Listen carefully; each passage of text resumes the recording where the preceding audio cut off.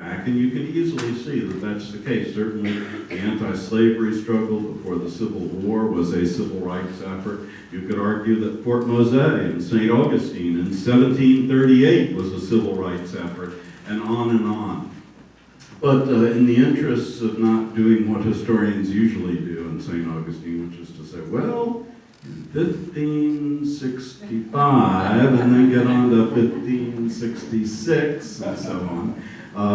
Maybe we will take a certain point in American history, that being 1960. The 60s have come to symbolize a whole lot of things culturally and historically for America. But on February the 1st, 1960, 4 students from A&T College in Greensboro, North Carolina, sat in at the lunch counter at Woolworth's in Greensboro in a building that is now a civil rights museum, believe it or not. And their example sparked a prairie fire all over the South, particularly in towns where there were black colleges, one of which was St. Augustine.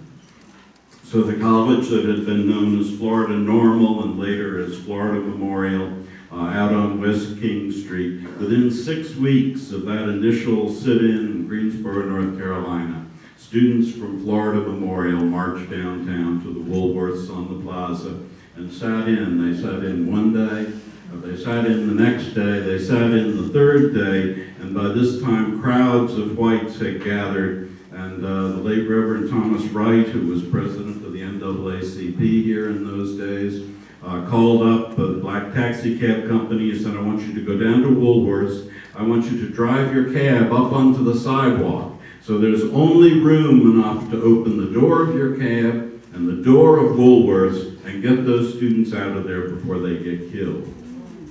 So this was the beginning of the direct action phase of the civil rights movement in St. Augustine. And these were students mostly from out of town, and there was a letter signed by prominent local black businessmen denouncing them afterwards, and then things kind of quieted down. Because what people thought was very important in St. Augustine at that point was a law that had just been passed in Tallahassee calling for the restoration of St. Augustine in time for its 400th birthday coming up in 1965. And there was a line in that legislation that if we saw it today, we would immediately see something was wrong. But it kind of slipped by people at the time. It referred to St. Augustine as the oldest community of the white race in America. Now, if you don't think that put it on a collision course with the growing civil rights movement, then you have missed a large point. So anyhow, efforts were made. You know, St. George Street had been the old downtown Main Street with Sears Roebuck and Western Auto and places like that.